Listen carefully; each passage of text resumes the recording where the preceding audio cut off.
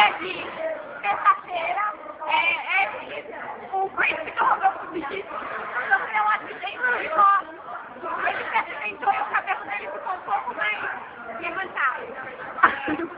Ele morreu aí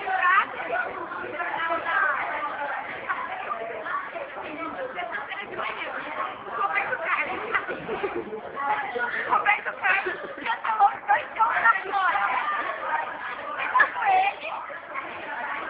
Ele está muito velho para ficar cantando igual um idiota, dando força no técnico.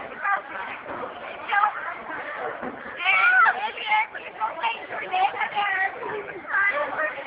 ele fez um sair em turnê pelos Estados Unidos, com várias músicas. Ele nunca tentou essa carreira, alguns casos. Nunca tentou essa carreira, mas ele quer muito. Tá bom. Fotográfico. Você tem que liberar